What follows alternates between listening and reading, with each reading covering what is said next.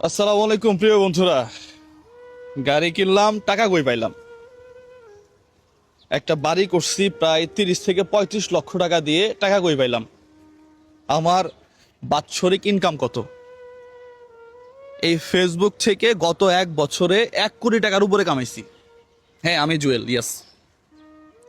1 বছরে ফেসবুক থেকে 1 কোটি টাকার উপরে কামাইছি। আমার একটা গাড়ি অ্যাজ ইউজুয়াল থাকতেই পারে, আমি একটা বাড়ি করতেই পারি। আমার মতো অনেকেই আছে না যারা ফানি ভিডিও করে কামাইছে?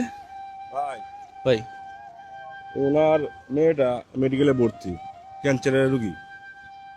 ওনার জন্য একটা কিছু করেন। আপনার মেয়ে?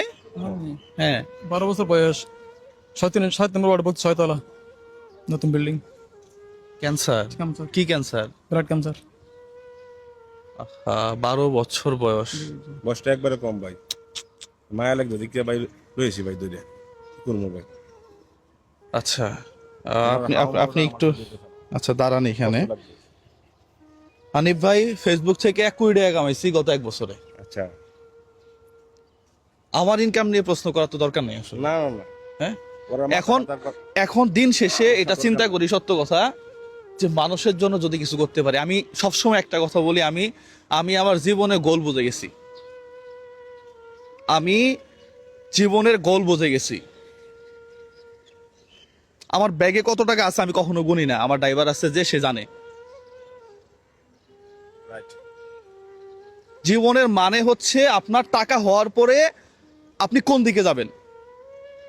আমি মদ খেতে পারি এখন প্রত্যেক দিন, আমি মেয়ে নিয়ে ঘুরতে পারি, কিন্তু সেই জায়গা বাদ দিয়ে আমি আসছি এখন এই ধরনের মানুষের সেবা করার জন্য। একজন ক্যান্সারের রোগী মানে কি, তার সব শেষ। হ্যাঁ, কেমো দিতে দিতে, থেরাপি দিতে দিতে, চিকিৎসা করতে করতে তার আর কিচ্ছু নাই। গতকালকে 15 বছরের একজন ছেলে, দেখছেন তো মনে হয়, ওই সময় আপনি আমার সাথে কথা বলছিলেন। 15 বছরের ছেলে, তার ব্লাড ক্যান্সার, ওর মা 13 লক্ষ টাকা দিয়ে ওর বাড়ি বন্ধক দিছে।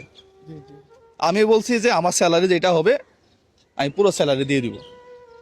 টাকার এখন আর দরকার নাই ভাই, এখন আর মানুষ চিনুক এটা দরকার নাই,